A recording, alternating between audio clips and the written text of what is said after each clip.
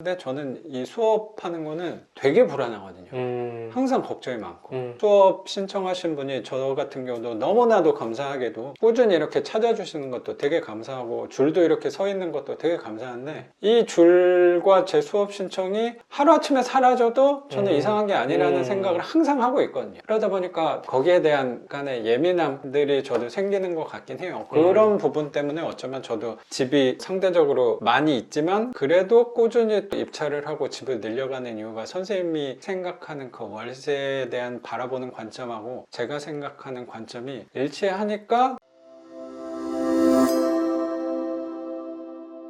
지금은 월세형 부동산이 4채지만 요게 7채, 10채, 15채 이 정도까지만 가면 좋아지겠다. 이걸 하면서 느끼는 게 급하게 갈 필요가 없겠다. 지금 저희가 다 얘기한 게 급할 게 좋은 게 없는 거잖아요. 갑자기 구독자가 확 뛰어도 저는 좋지 않다는 거를 느꼈고 그냥 내가 하던 거를 꾸준히 묵묵히 해나가면 뭐 언젠가는 또 7채가 되어 있을 거고 언젠가는 10채가 되어 있을 거고 점점 나한테 힘이 되어주는 것들이 쌓여져 가겠구나 라는 생각을 좀 하게 된 것 같아요. 공간 임대 사업을 제가 하지 않는 입장에서 바라봤을 때는 그게 왜 불안한가 라는 생각에 의문이 들 수도 있을 것 같긴 한데 네. 그 선생님이 하는 사업을 저도 사업을 하잖아요.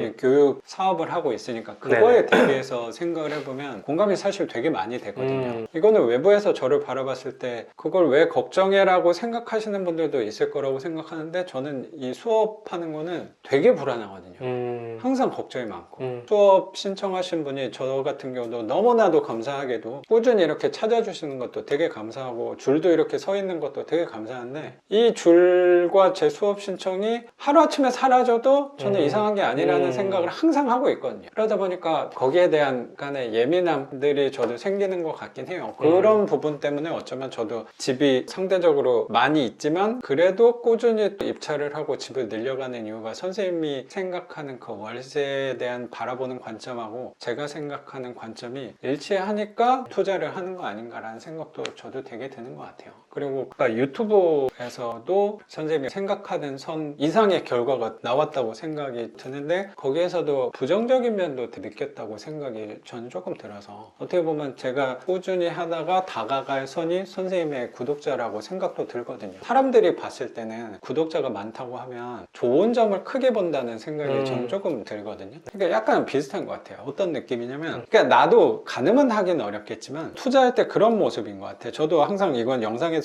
얘기 많이 하는 부분이긴 한데 우리 투자할 때 주로 반지하 위주 오래된 겉모습이 약간 떨어지는 애들 위주로 투자하는 게 분명히 있고 아파트보다는 빌라가 이 월세 현금으로 수익률에 있어서는 유리한 부분이 분명히 있으니까 그러면 우리는 투자 대상의 부동산이 빌라 비주류 물건을 위주로 투자를 하는 것 같아요. 그러면 사람들이 바라봤을 때 단적으로 반지하라고 예를 들면 아파트 같은 경우는 좋은 점을 좀 부각시켜서 바라보는 시선들이 있는 거고 그렇죠? 반지하 같은 경우는 안 좋은 측면을 부각시켜서 바라본다고 생각이 드는데 이 관점에 대해서 똑같이 한번 유튜브 구독자에 대해서 한번 생각해보면 유튜브 구독자가 많은 거는 선이고 정의, 좋음에 가까운 거라고 생각하는 거 아파트를 바라봤을 때 관점이랑 비슷했던 것 같고 구독자가 낮은 거, 적은 거는 좋지 않음에 가까웠다라고 바라보는 경향이 있는데 물론 저도 그런 경향이 있겠죠. 그렇게 그 대상을 바라보는 경향이 있는 것 같아요. 그거에 대한 수치를 가지고 보는 게 있잖아요. 근데 선생님이 4만 명, 5만 명 정도 됐다고 하면 쉬운 숫자는 아니라고 생각하거든요. 그냥 나도 만들어야지 해서 할 수 있는 부분은 아니라고 생각해요. 뭐 500명, 1000명 그거는 막 주변에 사람들 해가지고 노력을 해서 힘을 쓰면 어느 정도 할 수 있는 부분도 될 수 있잖아요. 그건 분명히. 근데 그게 10,000명, 50,000명, 10만 명은 내가 힘쓴다고 되는 건 아닌 것 같아. 맞아요. 그 힘쓴다고 되기도 쉽지 않은 거를 되보니까 거기서 아까 내 자신이 조금 사라졌다라는 부분 남의 얘기를 갖고 했으니까 거기에서 찾아오는 공허감도 있었을 건데 깊숙한 이면의 불편함도 좀 있었는지 해가지고 왕관의 무게를 견뎌라 이런 말이 있잖아요.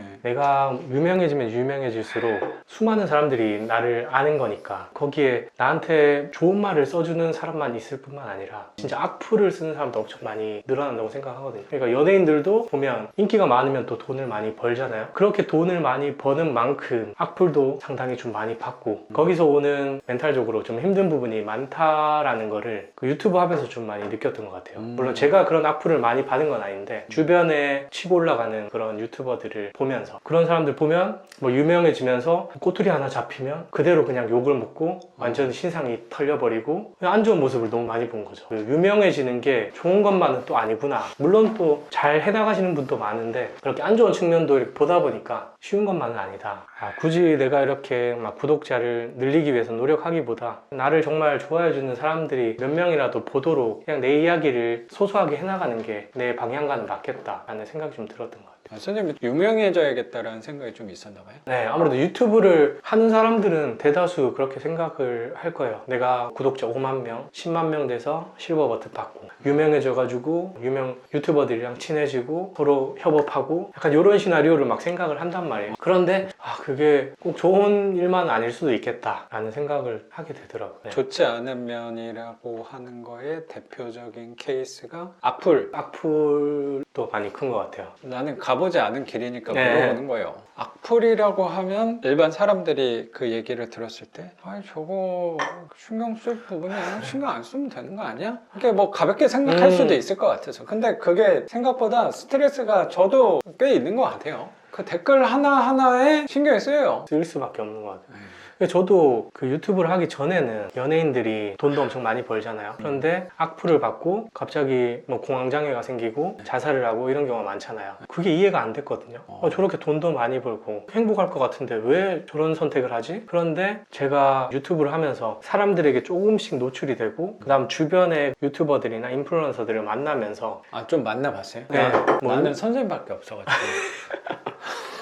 그런 얘기가 궁금해서 그래요. 인스타도 하다 보니까 팔로우 많은 그런 인플루언서들 만나다 보면 팬들이 많이 생기기도 하지만 그만큼 악플러들도 많이 생기거든요. 유명해지니까 그런 거를 저는 좀 감당을 잘 못하는 것 같아요. 그런 깜냥이 좀 안 되는 것 같아요. 진짜 유명해지려면 어느 정도 그런 것도 받아들이고 스스로 대수롭지 않게 또 생각할 수 있어야 되는데 속이 좀 그렇지 못해서 내가 마냥 구독자가 높아지고 유명해지는 게 좋은 건 아닐 수도 있겠다. 근데 어느 정도 갔다가 그거는 방치해두고 그 채널은 방치해두고 또 따로 한다며 유튜브를. 그것도 결국에는 그 방향으로 가는 거 아니야? 근데 그거는 살짝은 좀 다를 수 있는데 좀 얘기가 좀 이상할 수 있는데 그러니까 연예인 중에서 보면 나는 유명해지진 않지만 그냥 돈을 벌고 싶어 이렇게 얘기하는 또 사람들이 있거든요. 인지도가 엄청 많이 커져가지고 그렇게 돈을 버는 사람이 아니고 나만의 브랜드를 구축을 해가지고 나만의 팬들이 찾아와서 그 사람들과 이렇게 소통할 수 있는 약간 좀 작가님이랑 비슷한 결의 사람이 되고 싶다는 생각이 들었어요. 뭔가 주류로 이렇게 막 나가지 않고